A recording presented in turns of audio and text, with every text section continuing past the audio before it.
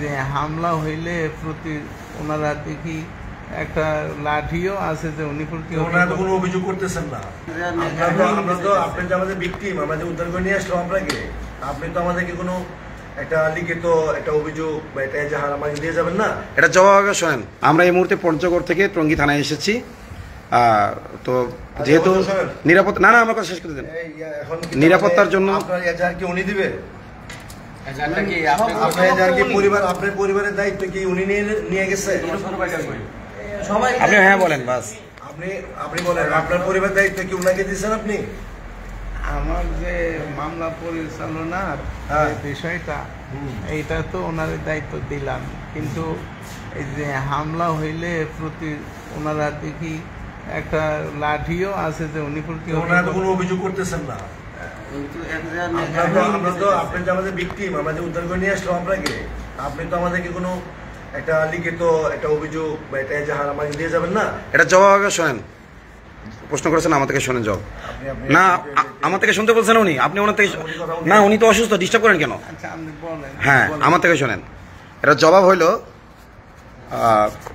জবাব হইল যে এই আপনি ধরে তো লাইভ অবশ্যই না না থাকতে হবে। আপনি কি লাইভ বন্ধ করবেন না, লাইভ বন্ধ করবেন না। উনি যা করতে যাচ্ছে তোমরা কি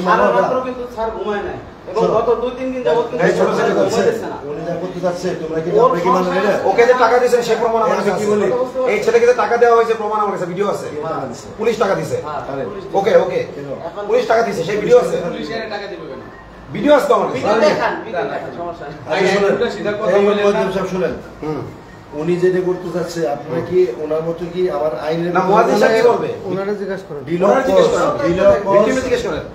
ডিলে অফ কোর্স কিন্তু আইনের দৃষ্টিকোণ থেকে খারাপ জিনিস। আমরা যত দ্রুত সম্ভব যেভাবে হোক আপনাকে পাওয়া গেছে, আমরা উদ্ধার করে নিয়ে আসছি। উনি সহযোগী বাহক হিসাবে আমাদের সাথে গেছে, বা আপনার কি বলে আপনার বক্তা হিসাবে। উনি এখন কি চাচ্ছে? উনি চাচ্ছে আপনার সমস্ত পরিবারের দায়িত্ব, আপনার নিরাপত্তার দায়িত্ব, মামলার দায়িত্ব উনি নেবেন। উনি এখন বাসায় যাবে, আমাদের একজন আইনজীবী আসবে, আইনজীবীর সাথে পরামর্শ করে যেতে লাগবে।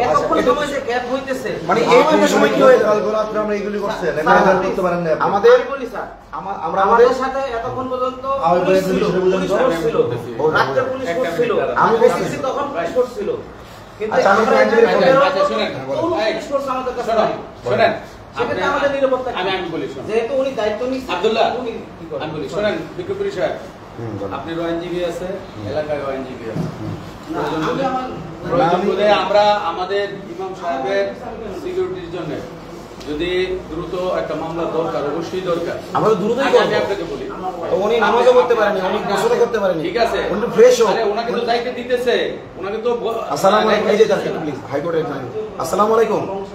না উনিও বলতেছে যে খুদের ফেরেশ ওমর ভাই ভালো আছেন? হ্যালো ওমর ভাই, হ্যালো শুনতেছেন আমার কথা?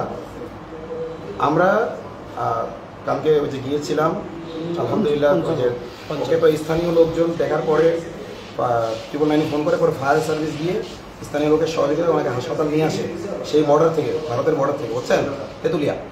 পরে ওখান থেকে ওনাকে উদ্ধার করতে যাই আমরা একটা গাড়িতে করে নিরাপত্তার জন্য সাথে প্রশাসন নিয়ে যাই। আমরা একটা গাড়িতে নিরাপত্তার জন্য প্রশাসন সাথে নিয়ে যাই। এখন প্রশাসন নিয়ে এসে টঙ্গী থানায় নিয়ে আসছে। এখন ওনারা বলতেছে যে এখন একটা মামলা রেজাল্ট করে আমাদের 2 ঘন্টা সময় দেন, আমরা বাসায় যাই, আমরা একটা আইনজীবীর সাথে পরামর্শ করে আইনজীবীকে সাথে নিয়ে এসে আমরা ধীরে সুস্থে এজারটা করব। ওনারা বলতেছে না এর মধ্যে কোনো হামলা টামলা হলে তাহলে দায়িত্ব নেব না। এই কথা কি পুলিশ বলতে পারে?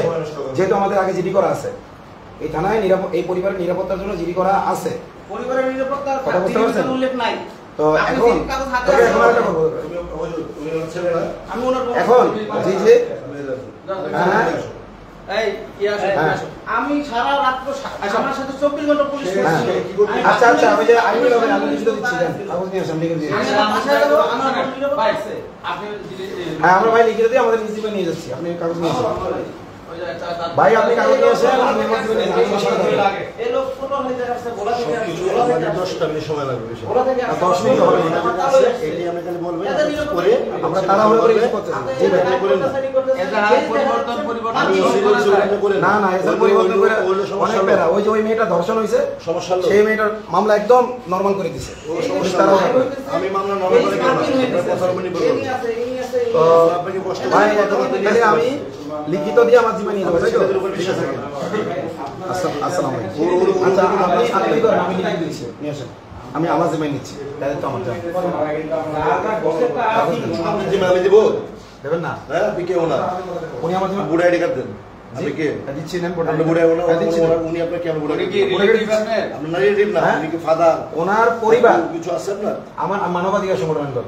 কে আমি আপনাকে দিব না আচ্ছা দিবেন, তাহলে ওনার পরিবারকে দেন। ওনার পরিবারকে দিব দেন। না ওনার ভাই আছে, ওনার ছেলেকে দিব ওনার ভাই ওনার ভাইকে দিব ওনার ভাইকে নিতে পারবেন না? ওনার ছোট ছেলেকে দিব শোনেন, আচ্ছা আমার ওনার ছোট ভাইকে ছেলে দিব দিব। আচ্ছা ওনার ছোট ছেলে নিবে। ছোট ছেলে দিব বলে কত উনি ওনার ছোট ছেলের সাথে যাবে, বড় ছেলের সাথে যাবে না। কাজ করতে পারে বড় ছেলের সাথে ছোট ছেলের সাথে আচ্ছা, যাবে। ছোট ছেলের কাছে দাও। না ছোট ছেলে আমি একটু কথা বলি। এই বিক্রমপুরী সাহেব, কথা বলি। ওদের ছেলেকে দল বানাইছে পক্ষ বানাইয়া এনে একটা কাহিনী পক্ষ করছে আপনারা বানাইছেন? আপনি শুনেন এই যে আপনারা ও পক্ষ আয়েশা বানাইছেন? ও আয়েশা সমস্ত আগে ওরা ছিল। আমি বলি পুরো সিস্টেমটাকে পরিবর্তন করে ফেলছে আমার আব্বু আমার সাথে থাকে না, আমি আমার আব্বার সাথে থাকি না। আমার সাথে না গেলেও তো সমস্যা নেই, কিন্তু আমি যে এদিকে আসো। চাইতেছি আমার ফ্যামিলিতে আলাদা থাকতেছে, আমার তুমি আসো, শোনো, আমার কাছে আসো। না না তুমি দেখবা কি লেখা, আমাকে ডাক দিবা। আমাকে ডাক দিবা। তুমি আমার কাছে আসো। তুমি হেল্প এই যে উনি লাইভ করতেছে, প্রত্যেকটা মানুষের চেহারা আইডি হয়ে গেছে, অল্প কয়েকজন মানুষ, সবাই আমার আত্মীয়। আমার কথা শুনো। আমার ভাই যেভাবে আমার ভাই এই ধরেন। আমার কথা একটু শুনে না। ক্যামেরা গেছে। আমি আমার কথা শুনবেন তো?